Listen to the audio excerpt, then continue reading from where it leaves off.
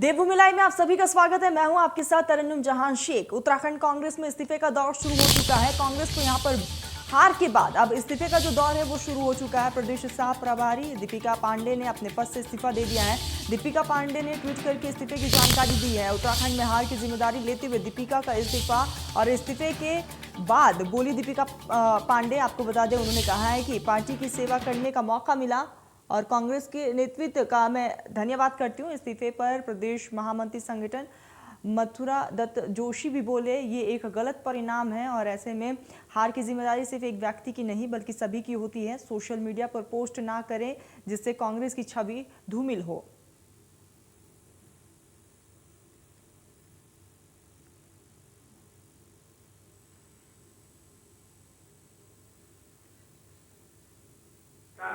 मेरा अपना व्यक्तिगत रूप से मानना है कि इस्तीफा किसी भी समस्या का समाधान नहीं है।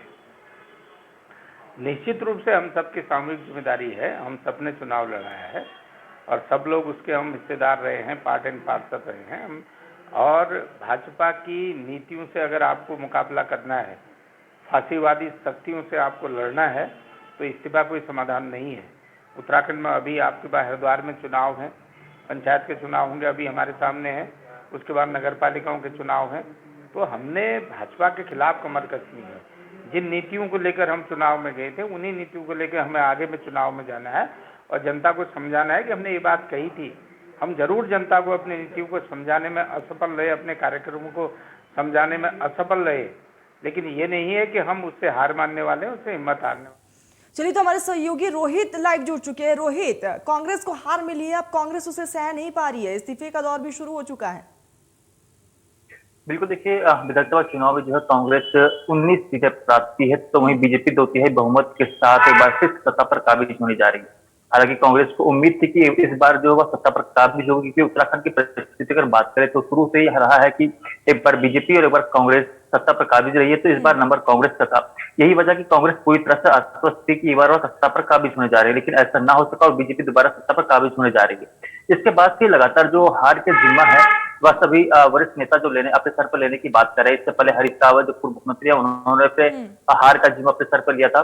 जो कांग्रेस के प्रदेश अध्यक्ष गणेश गोडियाल, उन्होंने इसका हार का जिम्मा लिया। तो वहीं अब जो प्रदेश सह प्रभारी दीपिका पांडे हैं, उन्होंने जो है हार का जिम्मेदारी अपने कंधों पर लेते हुए अपने पद से इस्तीफा दे दिया। हालांकि वह राष्ट्रीय सचिव भी है कांग्रेस की, उस पद से भी और प्रदेश का प्रभारी पद से भी उन्होंने इस्तीफा दे दिया, जिसके बाद से जो राजनीतिक गलियारों में चर्चाओं का विषय शुरू हो गया है कि कांग्रेस के भीतर अब जब इस्तीफे की प्रक्रिया शुरू हो गई है, तो ऐसे में क्या गणेश गोडियाल और हरीश रावत भी अपने पद से इस्तीफा देंगे? तो इसको लेकर के लगातार चर्चाओं का दौर शुरू हो गया। लेकिन अब ये कह सकते हैं कि कांग्रेस में जो इस्तीफे का दौर शुरू हो गया है, ऐसे में आने वाले समय में जो कुछ और नेता भी अपने पद से इस्तीफा दे सकते हैं, चर्चा यही चल रही है। जी रोहित, ऐसे में अगर बात करें 2017 के मुकाबले जो कांग्रेस का प्रदर्शन रहा है वो भी बेहतर नहीं रहा है और यही नतीजा है कि सत्ता की कुर्सी तक भी कांग्रेस नहीं पहुंच पाई और जो बैठकों का सिलसिला है वो भी साफ तौर पर देखा जा रहा है कि आखिर क्या कुछ चूक रह गई है, कहाँ क्या कमी रह गई है, इसको लेकर लगातार चिंतन मंथन भी हो रहा है।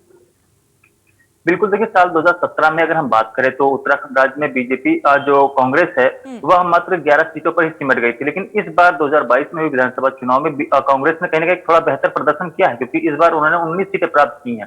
तो प्रदर्शन तो अच्छा रहा है, लेकिन जो उम्मीद थी कांग्रेस को कि वह 40 पार या फिर 60 पार के साथ सत्ता पर काबिज होगी, उस पर कांग्रेस जो है सहमति नहीं बन पाई, कह सकते हैं उम्मीदों पर खरा नहीं उतर पाई। जिसको लेकर के भी लगातार कांग्रेसी नेता इस पे काफी चिंतन मनन कर रहे हैं कि आखिर क्या वजह रही, कहाँ चूक रही, जिस वजह से कांग्रेस सत्ता पर दोबारा काबिज नहीं हो पा रही। कुल मिलाकर देखें, तमाम जो नेता हैं उनसे पहले यह बातचीत हो गई थी कि जो होली के बाद सभी लोग एक साथ बैठेंगे और हार पर गहन मंथन करेंगे। उसके बाद एक रिपोर्ट पर तैयार किया जाएगा जो आलाकमान को भेजा जाएगा, आखिर क्या हाथ चूक रहेगी, किस वजह से कांग्रेस सत्ता पर काबिज नहीं हुई है। लेकिन कुल मिलाकर देखें तो कहीं ना कहीं कांग्रेस को मिली इस हार से जो कांग्रेस के तमाम वरिष्ठ नेता उसे पचा नहीं पा रहे हैं, क्योंकि मुख्य वजह यही बताई जा रही है क्योंकि जो नेता थे उन्होंने दमखम से तैयारी की थी। लेकिन अगर हम अंदरूनी सूत्रों से बात करें तो कहीं ना कहीं जो गुटबाजी कांग्रेस के भीतर थी, उन्हीं गुटबाजियों की वजह से ही जो कांग्रेस को एक बार फिर से हार का सामना करना पड़ा है। साल 2017 में जो गुटबाजी काफी हावी रही, यही वजह रहा कि मात्र कांग्रेस 11 अंकों पर ही सिमट गई। लेकिन इस बार थोड़ा बेहतर प्रदर्शन किया था उन्होंने, लेकिन बावजूद इसके जो है 19 पर ही सिमट गई। सत्ता से काफी दूर है वो अभी भी, क्योंकि अगर हम सत्ता पर काबिज होने की बात करें तो 36 सीटें चाहिए होती है सत्ता पर काबिज होने के लिए, लेकिन वहां 19 पर ही सिमट गई है। कुल मिलाकर नेता काफी इस बात को लेकर गहन मंथन करने की बात कर रहे हैं और होली के बाद जो प्रदेश स्तर पर इस पर गहन मंथन शुरू किया जाएगा कि आखिर हार क्यों मिली है। इस बार बात करें तो कहीं ना कहीं दिल्ली में भी लगातार राष्ट्रीय जो नेतृत्व है उनका, वह भी इस बात पर जोर दे रहा है कि 5 राज्यों विधानसभा चुनाव है, 5 राज्यों से कांग्रेस पूरी तरह से साफ हो गई है। तो ऐसे में अब गहन मंथन यही किया जाना है कि आखिर क्या क्या वजह है, किस तरह से नेता का धरातल काम नहीं कर पा रहे, कार्यकर्ता क्या बूथ को अपने मंडलों बूथों को मजबूत नहीं कर पा रहे हैं। तो इन सब चीजों को लेकर के लगातार गहन मंथन करना ताकि आने वाले समय में जो है कांग्रेस एक बार फिर से अपना बेहतर प्रदर्शन दे सके। लेकिन अब फिलहाल आगे कुछ क्या कुछ होगा देखने वाली बात होगी। लेकिन फिलहाल यह कह सकते हैं कि जो कांग्रेसी नेता है वह अब इस्तीफा देना शुरू कर चुके हैं। तो ऐसे में आने वाले समय में कई वरिष्ठ नेता भी इस्तीफा अपने पद से दे सकते हैं। जी बिल्कुल रोहित, अब देखने वाली बात यही होगी कि पार्टी अब आगे क्या कुछ रणनीति बनाती है। रोहित, तमाम जानकारी हम तक पहुंचाने के लिए, हमारे साथ जुड़ने के लिए आपका बहुत बहुत शुक्रिया। इसी बीच शुरू कर लेते बड़ी खबर का। आज दिल्ली में कांग्रेस वर्किंग कमेटी की एक अहम बैठक होने जा रही है और ऐसे में दिल्ली में आज सीडब्ल्यूसी की यह बैठक होगी। शाम 4 बजे 5 राज्यों के चुनाव परिणाम पर मंथन किया जाएगा। कांग्रेस के कई बड़े नेता इस बैठक में शामिल होने वाले हैं। आपको बता दें कि जिस तरीके से 5 राज्यों में कांग्रेस को हार का सामना करना पड़ा है और 2017 के मुकाबले कांग्रेस का जो प्रदर्शन रहा है 5 राज्यों में वो बेहद ही खराब रहा है। अब जिसको लेकर चिंतन मंथन का जो दौर है वो भी शुरू हो चुका है और यहाँ पर आज बैठक बुलाई गई है और कई दिग्गज इस बैठक में शिरकत करने वाले हैं। पार्टी की आगे क्या कुछ रणनीति रहेगी इसको लेकर भी मंथन जारी रहेगा। कांग्रेस के कई बड़े नेता जो है इस बैठक में शिरकत करने वाले हैं। तो शाम 4 बजे ये बैठक है। आपको बता दें कि कांग्रेस वर्किंग कमेटी की जो बैठक ये बेहद ज्यादा खास इसलिए भी हो जाती है क्योंकि आने वाले समय में कई राज्यों में चुनाव है और ऐसे में अब पार्टी जो है वो लगातार 5 राज्यों में हारी हुई भी है और आगे क्या कुछ पार्टी की रणनीति होगी इसको लेकर चर्चा की जाएगी।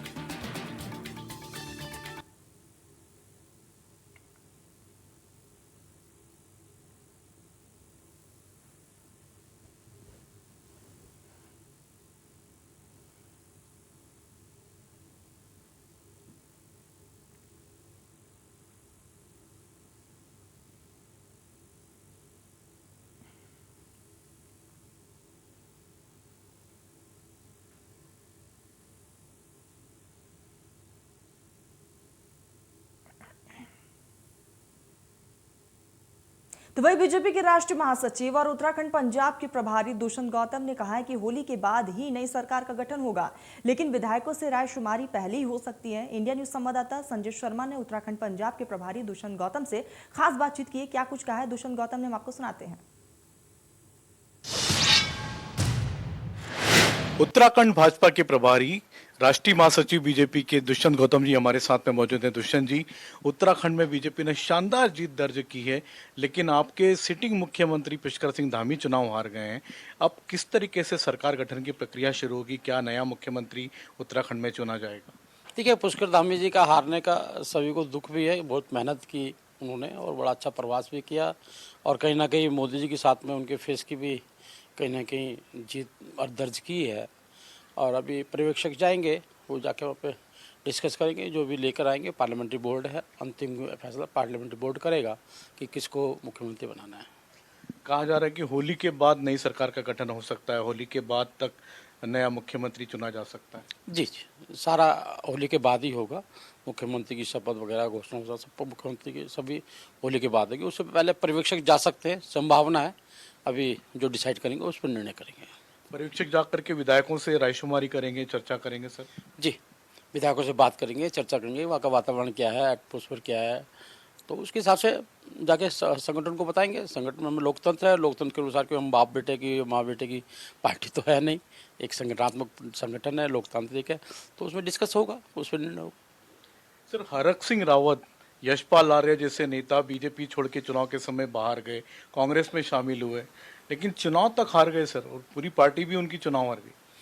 हाँ, ये तो देखो आपके यहाँ क्या आपको देखने के लिए मिलेगा। मोदी जी की योजनाएं थी और जिस प्रकार से वहाँ की राज्य सरकार ने क्रियान्वयन किया है, लगातार हम चारों धामों का निर्माण किया हमने, 5वां धाम सैनिक धाम का निर्माण किया हमने, 1 रुपये में नल में स्वच्छ जल किया, महिलाओं के घस्यारी योजना है, शौचालय देना है, प्रॉपर्टी बराबर, इतनी सारी योजनाएं जो मोदी जी के कोरोना काल के अंदर मोदी जी ने जो भोजन देने की बात की है, वैक्सीन देने की बात की है, विपक्ष वहाँ पर मजाक उड़ाता रहा। एक सवाल सर पंजाब से भी लूंगा, क्योंकि आप पंजाब के भी प्रभारी हैं बीजेपी के। सर, वहाँ पर अरविंद केजरीवाल रैली निकाल रहे हैं, जिस तरीके से आम आदमी पार्टी की बम्पर जीत हुई है, क्या कहेंगे सर? देखिए, ठीक है, ये तो लोकतंत्र है, हमें जनता ने जो उनको मत दिया है तो उसका हम समर्थन करते हैं, स्वागत करते हैं। लेकिन दुर्घटनाओं से घिरा हुआ इनका काल रहेगा। जिस प्रकार से कल ही एक आतंकवादी संगठन ने ही कह दिया, खालिस्तानी संगठन ने, कि हमारे कारण ये जीत कर आए हैं। कैसे निर्णय लेंगे, क्या लेंगे, लेकिन भारत में पंजाब की जनता का बहुत बहुत धन्यवाद करता हूं कि उन्होंने जहां हमारे विरोध में वातावरण बनाया हुआ था, किसान आंदोलन के कारण वातावरण बनाया हुआ था, वहीं उन्होंने भी मोदी जी की योजनाओं पर स्टैम्प मोहर लगाने का काम किया है। और हम गाँव तक हमारे लोग पहुँचे हैं और पुनः हम एक चुनौती को इसको स्वीकार भी करते हैं कि पंजाब के अंदर एक चुनौती है हमारे सामने, लोकतंत्र को बचाने की चुनौती है, और वहाँ की जनता को किस प्रकार से योजनाएं वहाँ तक पहुँचाएं वो है। और एक सजग रहकर, क्योंकि एक प्रहरी की तरह जो बॉर्डर्स है, बॉर्डर की भी सुरक्षा और बॉर्डर से कोई खिलवाड़ ना हो, इसकी हम पूरी चिंता करेंगे। ये तो दुष्यंत गौतम जिनका कहना है कि पंजाब चूंकि एक बॉर्डर स्टेट है, उसकी सुरक्षा की चिंता करना बहुत जरूरी है, बहुत संवेदनशील राज्य है। कैमरामैन प्रमोद दास के साथ। तो वही उत्तराखंड राज्य में हुए चुनाव को लेकर हमारे संवाददाता रोहित कुमार सोनी ने पूर्व मुख्यमंत्री और पूर्व केंद्रीय शिक्षा मंत्री डॉक्टर रमेश पोखरियाल निशंक से खास बातचीत की है। क्या कुछ कहा है, सुनाते आपको। उत्तराखंड राज्य में भाजपा 2/3 बहुमत के साथ एक बार फिर से सत्ता पर काबिज होने जा रही है। हमारे साथ बातचीत करने के लिए मौजूद हैं उत्तराखंड के पूर्व मुख्यमंत्री डॉक्टर रमेश पोखरियाल निशंक से बात करेंगे। सर, एक बार फिर से बीजेपी पूर्ण बहुमत के साथ सत्ता पर काबिज होने जा रही, कितना बड़ा उत्साह बीजेपी कार्यकर्ताओं में है और किस तरह देखता है?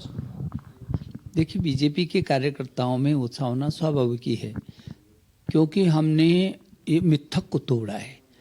हमने उस मिथक को तोड़ा है जो बार बार लोग कहते थे कि यहाँ एक बार कांग्रेस है तो फिर दूसरी बार बीजेपी है तो फिर उसके बाद कांग्रेस सरकार आएगी।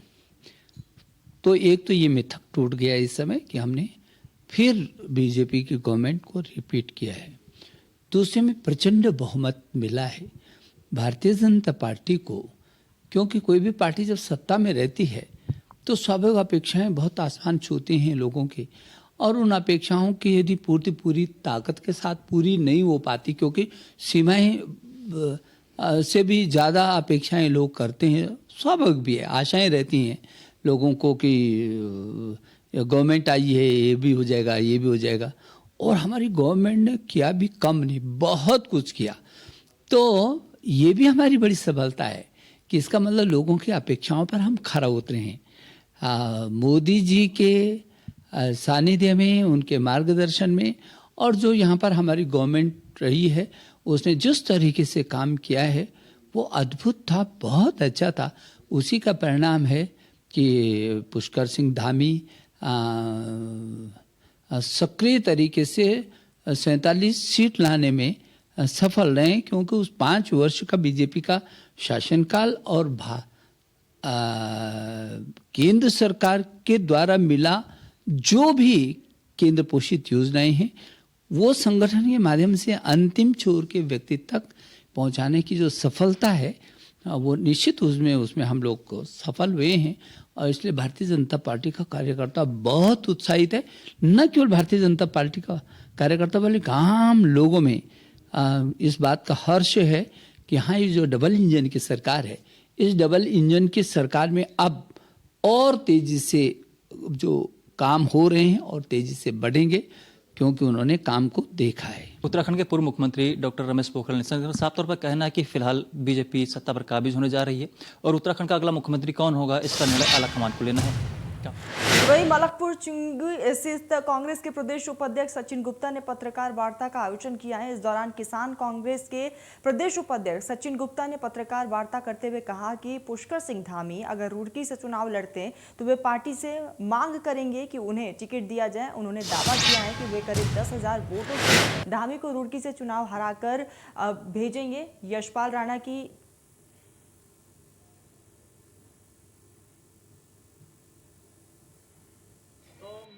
पार्टी जो इसे भी मौका देगी उसे हम यहाँ से इलेक्शन लड़ाएंगे और हम एक बार और फिर इनके मुख्यमंत्री को यहाँ से कम 10,000 वोटों से हराकर भेजेंगे। बिल्कुल नहीं, यशपाल राणा ने अपना जो इलेक्शन लड़ाया बहुत मजबूती के साथ लड़ाया है, उसे कांग्रेस ने इलेक्शन बहुत मजबूती के साथ लड़ाया। पहली बार कांग्रेस को 34,500 वोट मिली हैं और भारी संख्या में हिंदू वोट 16,000 के करीब, जो 17,000 वोट हिंदू की आई हैं वो पहली बार देखने को मिली है। उससे पता चलता है कि अब यहाँ का हिंदू भी कांग्रेस में विश्वास कर रहा है, कांग्रेस को जिताने के लिए और उसके प्रत्याशी को जिताने के लिए पूरी मेहनत कर रहा है। कि प्रदीप बत्रा की तकदीर यहाँ पर राणा की तकदीर से बेहद बेहतर रही होगी और सचिन गुप्ता ने पत्र वार्ता की है और पत्रकारों से रूबरू होते हुए उन्होंने ये तमाम बातें रखी हैं। और आपको बता दें कि प्रेस कॉन्फ्रेंस का आयोजन किया गया जिसमें कांग्रेस के समर्थन में मतदान हुआ है। इस तरह की बातें भी उन्होंने की। उन्होंने कहा कि हिंदू और मुस्लिम समाज का पूरा समर्थन भी यहाँ पर मिला हुआ है। प्रदीप बत्रा की तकदीर राणा की तकदीर से बेहतर रही होगी।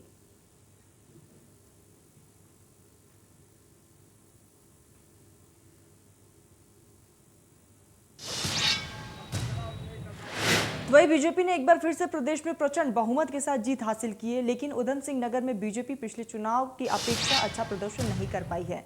बीजेपी को इस बार उधम सिंह नगर में 4 ही सीट हासिल हुए हैं, जबकि कांग्रेस ने इस बार 5 सीटों पर अपना कब्जा जमाया है। पिछले विधानसभा चुनाव में भाजपा उधम सिंह नगर में 9 में से 8 सीटों पर अपना कब्जा जमाने में सफल रही थी। 2017 विधानसभा चुनाव में भाजपा प्रत्याशी की जीत का यहाँ पर जो मार्जिन भी काफी अच्छा था, लेकिन इस बार भाजपा प्रत्याशियों की जीत का मार्जिन भी काफी कम रहा।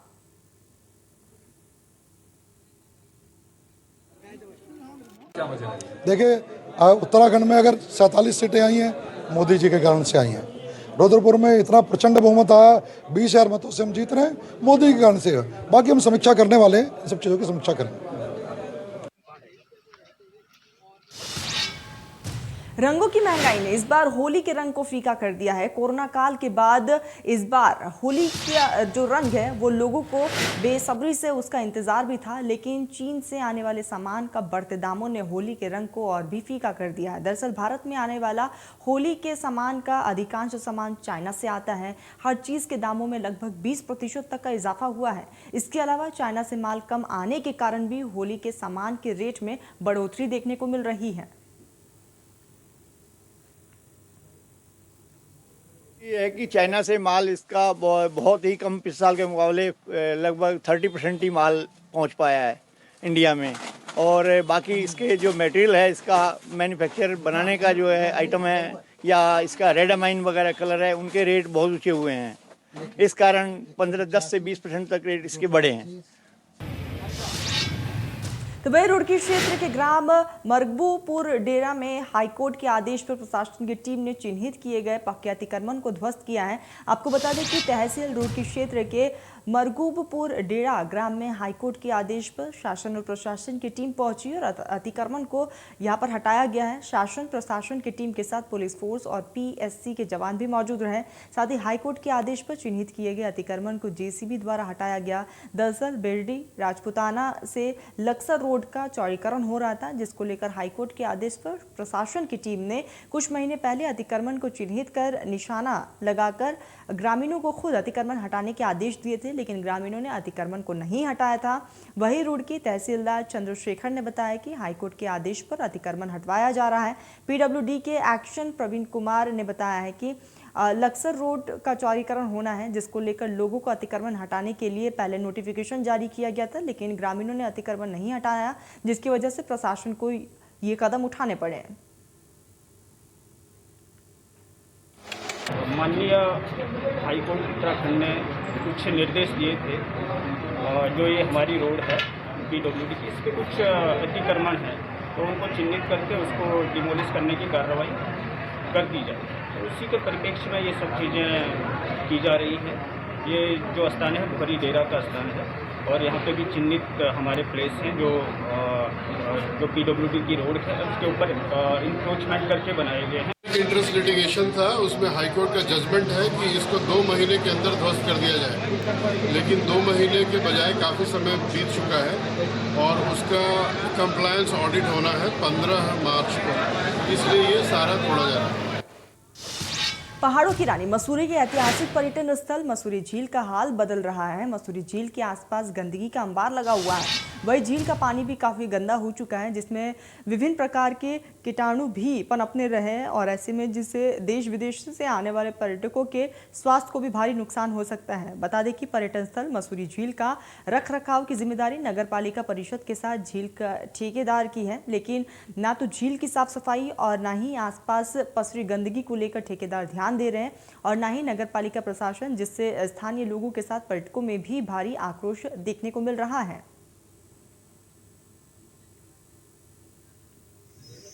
मसूरी का प्रमुख पर्यटक स्थल में से एक है और यहाँ पे दूर दराजों से पर्यटक आते हैं। झील की हालत आप देख रहे हैं कि पूरे में काई जमी हुई है, कोई भी इस पानी को छुए तो वो वैसे ही मर जाएगा।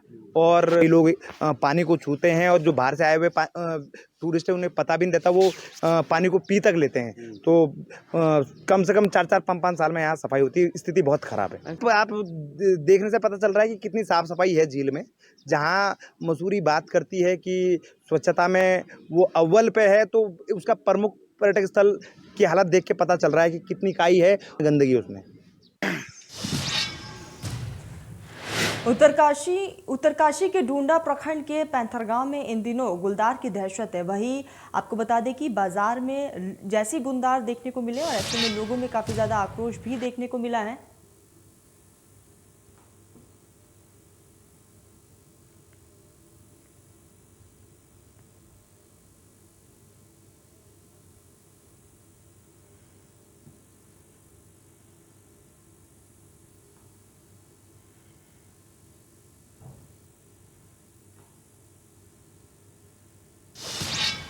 खबर नैनीताल से, जहां पर खाई में घंटों पेड़ के सहारे लटकी रही कार, पुलिस ने घंटों की मशक्कत के बाद रेस्क्यू किया और उसके बाद घायल चालक को गाड़ी से बाहर निकाला गया है।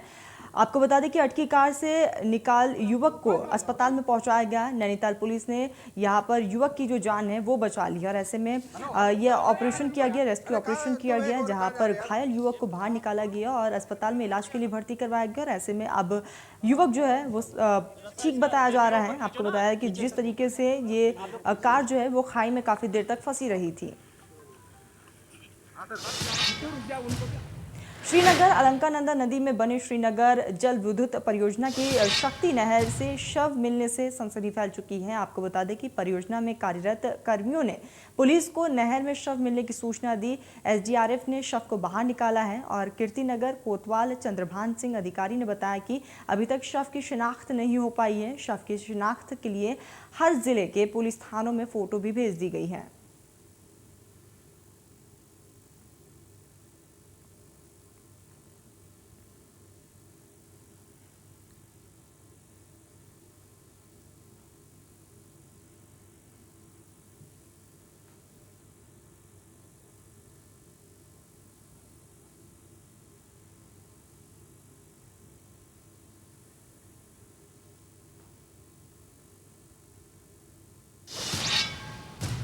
देवभूमि लाइव में फिलहाल बस इतना ही। देश प्रदेश की तमाम बड़ी खबरों के लिए आप देखते रहिए इंडिया न्यूज।